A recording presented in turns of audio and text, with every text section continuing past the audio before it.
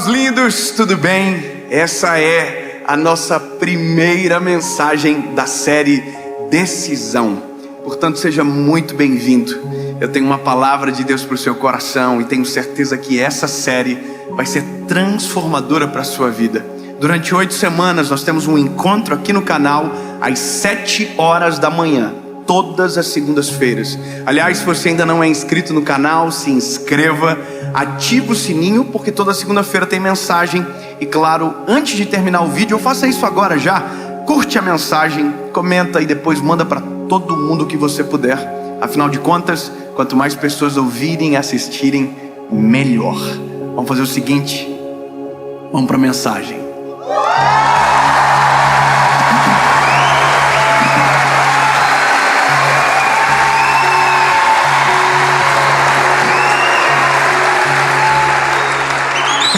Parece que foi ensaiado aqui. Jó, capítulo de número 4, versículo de número 3. Esse texto vai nortear a nossa caminhada sobre um sentimento, uma palavra que sufoca muita gente, que já me sufocou durante um tempo, e que se a gente não cuidar, vira recorrente na nossa história, nos aprisiona, cega os nossos olhos, que é a palavra desânimo, que é muito mais do que uma palavra, é uma sensação que nos rouba a fé, a esperança e tira o brilho dos nossos olhos. O texto é de Jó 4, é o capítulo, o versículo é o 3, diz o seguinte: eis que instruístes a muitos e fortalecestes as mãos fracas. Tuas palavras seguraram o que estava caindo, e tu fortalecestes os joelhos debilitados. Mas agora isso vem sobre ti e te enfraqueces. Ela toca em ti e te perturbas. Não é este o teu temor, a tua confiança, a tua esperança, ou a retidão dos teus caminhos? Sabe, quem está ouvindo isso é Jó. Jó está ouvindo isso de um amigo dele. O amigo se chama Elifaz, ou Elifaz, ou Elifaz, não sei. Só sei que é esse amigo que está olhando para Jó, depois de todo o cenário de calamidade da vida dele, dizendo: peraí, você, pelo que eu me lembro, tinha palavra para todo mundo. Quando alguém estava caído, você tinha palavra para que aquelas pessoas se levantassem. Quando aquelas pessoas estavam tristes, você trazia o ânimo. E agora que você está caído, as tuas palavras não servem para você? Eu não sei como vocês entendem isso, mas já parou para observar que tem coisas que a gente só acredita com os outros? Tem coisas que a gente só acredita para alguém, mas não sobre nós. Que existem palavras que a gente é profissional em dizer sobre a vida dos outros, mas que quando chega na nossa vez de crer, na nossa vez de viver, a gente não consegue acreditar de verdade. Ou seja, me parece que às vezes a nossa fé só é funcional quando é o outro que está por problemas, mas quando é na nossa vez, tudo o que nós cremos, a gente esquece. E é sobre isso. É sobre um sentimento que rouba a fé, que rouba toda a nossa pregação. E isso é muito perigoso, porque pregamos lindamente, mas quando é na nossa vez, nenhuma palavra pregada serve para nós. E é isso que eu me deparo nessa história, e que de verdade, de maneira humilde, reconheço que já me deparei na minha vida também. No dia que nenhuma das palavras que eu havia pregado serviriam para mim. De tudo aquilo que eu cria para aquele momento, parece que não era para mim, mesmo sendo completamente direcionado para o meu coração. Jó teve perdas irreparáveis. Se você olhar a história de Jó, você agradece a Deus pela sua vida. Você pode estar na pior situação da vida, do mundo, mas se você ler a história de Jó, você vai dizer: meu Deus do céu. Jó perdeu os filhos, perdeu todos os bens, todos os seus servos. Jó perdeu tudo. Quando Jó tem todas essas perdas, Jó só não fez uma coisa: Jó não blasfemou contra Deus, mas Jó blasfemou contra a vida dele. Jó desejou morrer, Jó teve sentimentos dessa maneira, porque as dores foram muito agudas. A dor foi extremamente aguda. Agora, o interessante é que no meio de todo esse cenário de dor, existe um homem justo, existe um homem bom. Tanto é que tudo isso aconteceu com ele porque Deus permitiu, porque ele era bom. Aí é uma confusão tão grande que eu não vou saber explicar. Porque na nossa cabeça, se nós somos bons, tudo de bom tem que acontecer com a gente. Mas não é assim que a banda toca. Bons sofrem. Porque na verdade, desculpe, mas nem bons somos. A gente pensa que somos, mas não somos. Tá vendo essa pessoa perto de você aí? Ela é ruim.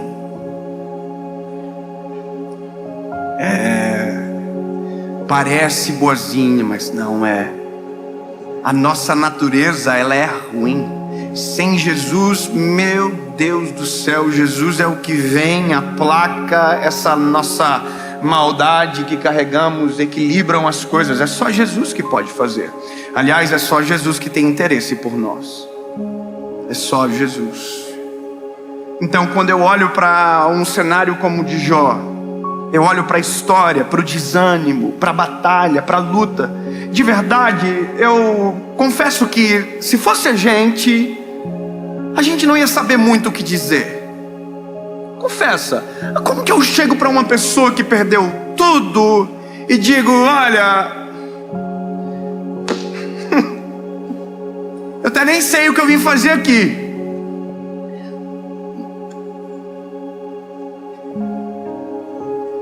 Eu só não queria estar no teu lugar, irmão, mas não é verdade? A gente não é assim? Agora, por quê? Porque aqui a gente está falando de algo muito grave. Mas quando a gente olha a história completa, eu sei a história completa. A história completa é: Deus restituiu tudo o que Jó perdeu. Jó viu os filhos até a 4ª geração, e aí descansou no Senhor. Jó teve tudo restituído: os bens, os servos, as propriedades, os filhos, tudo em dobro. Deus deu, Deus retribuiu. Agora, a gente consegue olhar assim porque a gente conhece a história toda. Agora, Jó não sabia disso que ia acontecer. Você entende? Jó não via o todo, Jó via parte da história. E a parte da história que ele estava era aquela parte onde ele perdeu tudo, e ele não consegue ver para onde vai, o que vai acontecer. E esse é o cenário às vezes da nossa história. Enquanto estava tudo bem na nossa casa, enquanto estava dando tudo certo, a gente tinha palavras para todo mundo: olha, Deus é bom, Deus é fiel, Deus é justo, Deus está no controle de todas as coisas, descansa no Senhor, Deus está cuidando, sabe, relaxa. A gente fala para todo mundo: olha, acalma o coração, ora, se você orar, Deus responde. Só que em um determinado momento da história, o jogo vira. E eu chamo isso de dia mau, de vale. E a primeira coisa que a gente precisa ter a ciência e a noção é que sim, a vida é feita de montanhas e de vales. E que um dia estamos na montanha e talvez no outro dia estejamos em algum vale. Mas o vale não é um lugar para morar, o vale é um lugar para passar. Deserto não é um lugar para morar, deserto é um lugar para passar.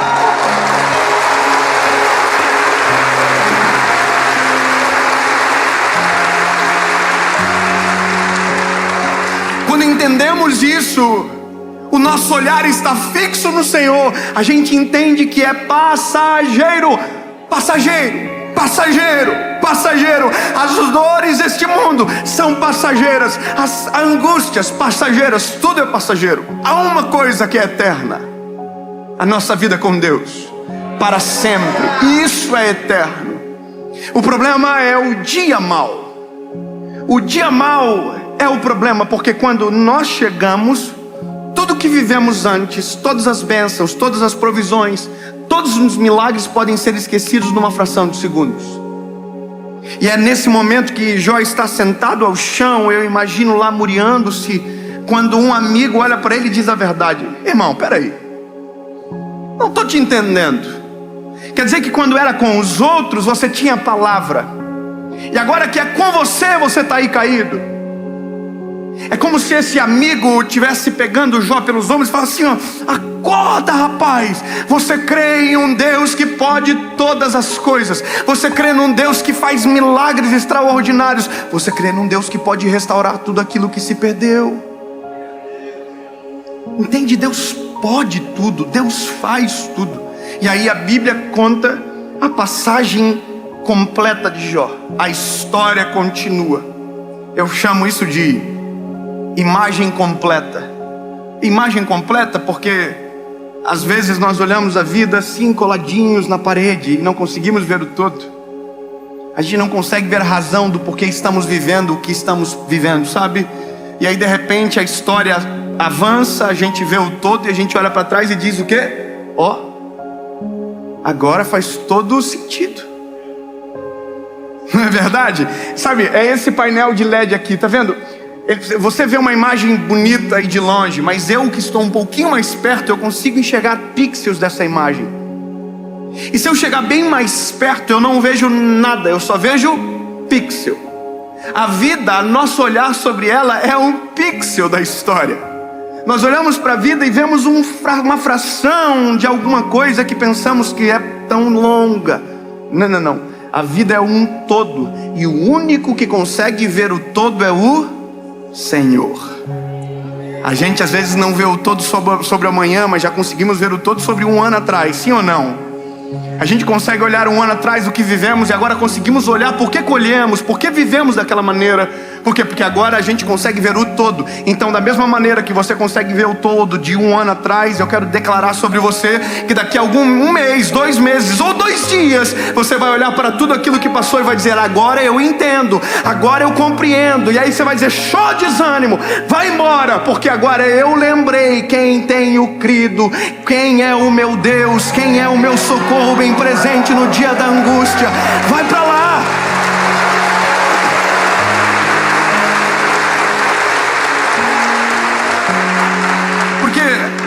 O sentimento de Jó, de verdade, não é a ausência de Deus que causa.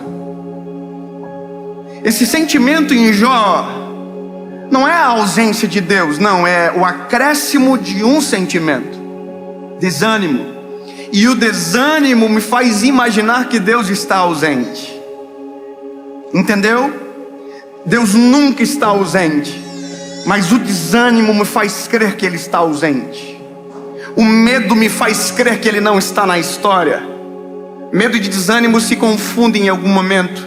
Diferença é que o medo me faz correr muitas das vezes, e o desânimo sempre irá me paralisar em alguma parte da história. Eu chego aqui a nossa realidade, para nós. Quando o dia mal bate na nossa porta. Quando a história difícil acontece com a gente. Deixa eu te fazer uma pergunta.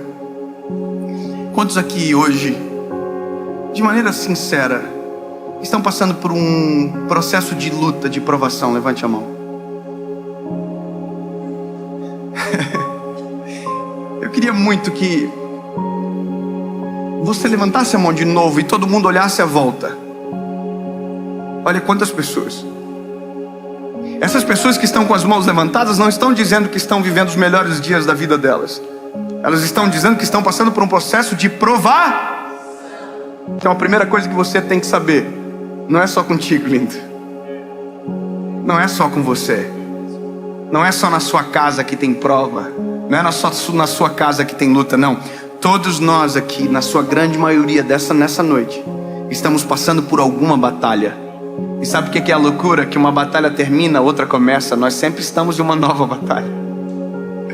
Eu sei que, não, eu não quero mais. Não, lindo, são as batalhas que geram pessoas poderosas, extraordinárias. São os processos doloridos que transformam as histórias.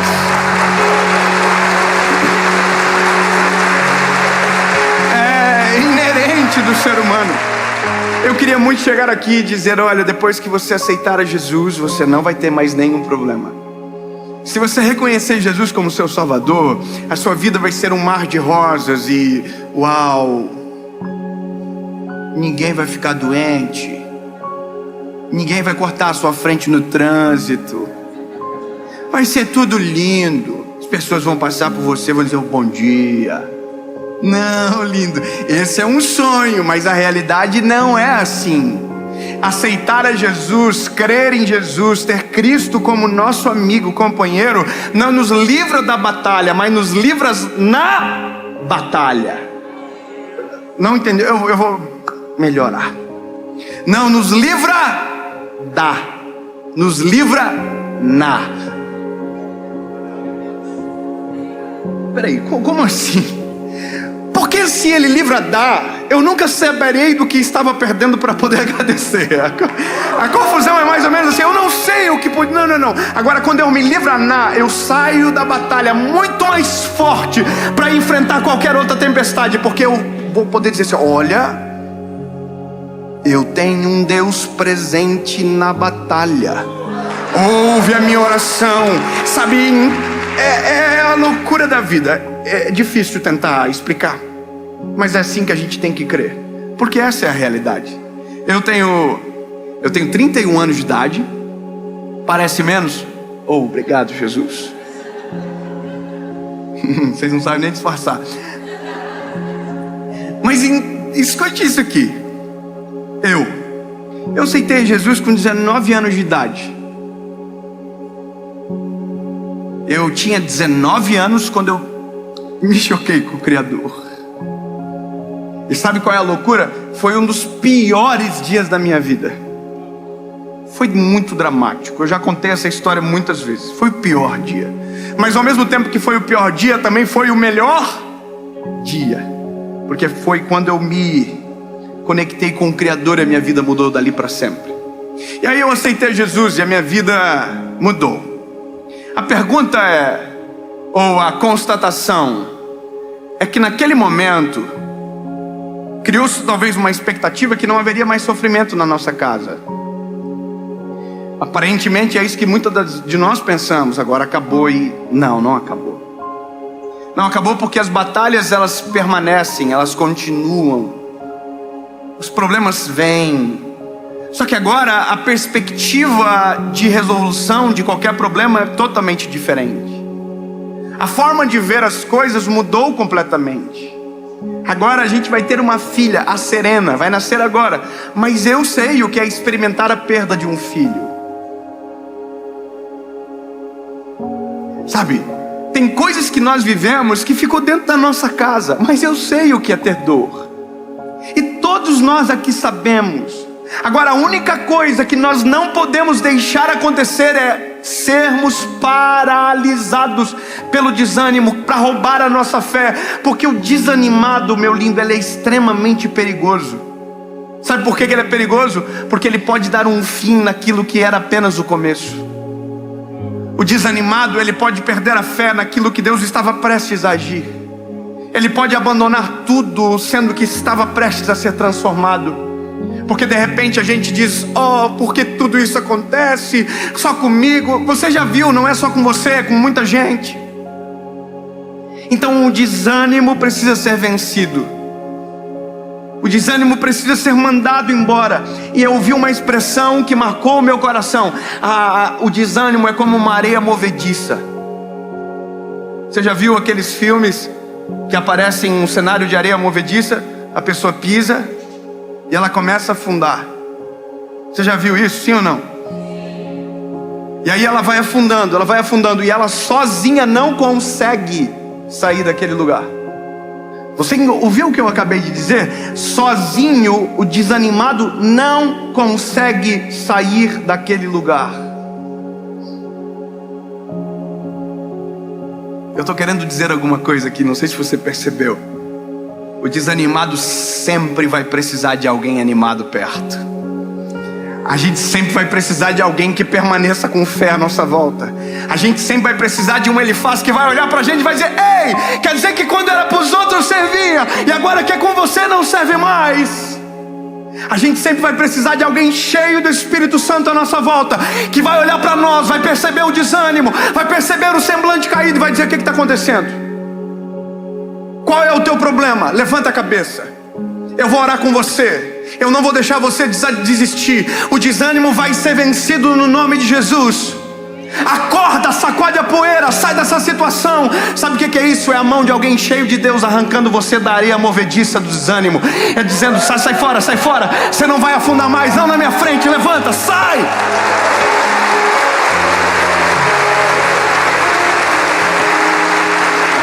E eu aumento o termo, é por isso que a igreja é importante.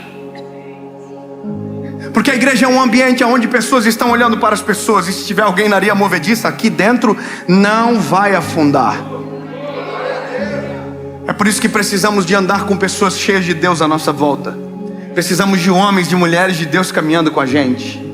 Então, meu lindo, eu não sei qual é a sua situação, eu não sei qual é o nível do teu desânimo, mas talvez é um nível que você não consegue mais crer que Deus pode fazer alguma coisa ao teu favor. Então eu ouso em dizer que chegou a hora de alguém sacudir você e te lembrar que todas as palavras que um dia você usou para alguém serve para você também. Deus é fiel para os outros, mas é fiel para a tua casa. Deus faz milagres para os outros, mas pode fazer um milagre na tua família. Todas as palavras que você declarou sobre a vida dos outros também servem sobre você.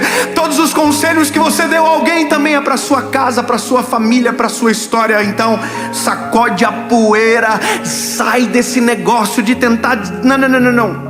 Não reclama, chega, deu. E vai viver aquilo que Deus tem para você. Vai viver a restauração que Deus tem. Vai viver o milagre que Deus tem. Jó tinha tudo para desistir, mas uma das coisas que Jó diz me impacta.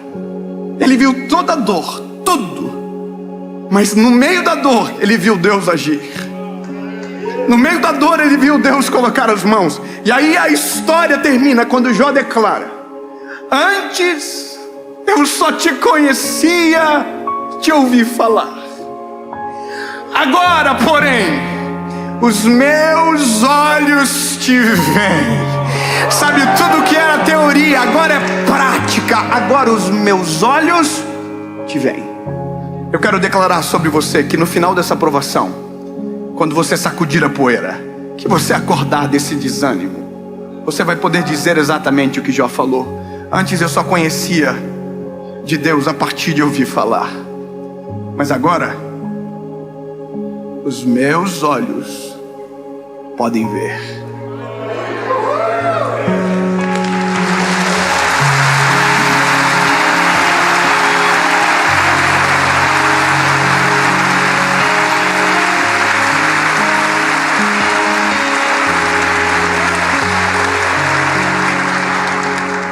Eu queria poder ter tempo de contar para vocês todas as vezes que Deus me socorreu, todas as vezes que Deus enviou anjos para nos tirar do desânimo. São tantas as histórias, mas a prova que elas aconteceram e deram certo é porque eu estou aqui continuando. Estou aqui pregando a palavra. Só que eu não posso esquecer que tudo que eu estou falando para vocês tem que servir para mim também.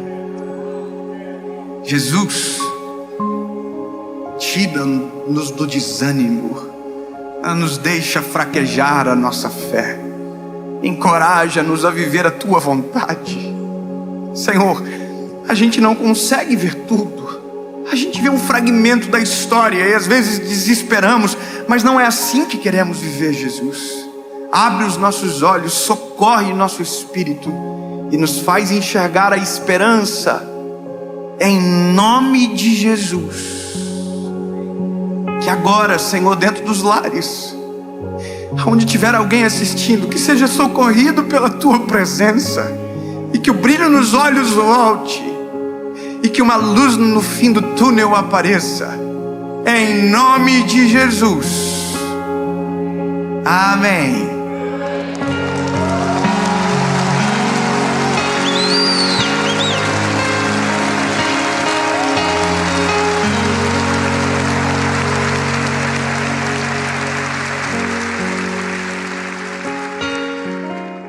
I will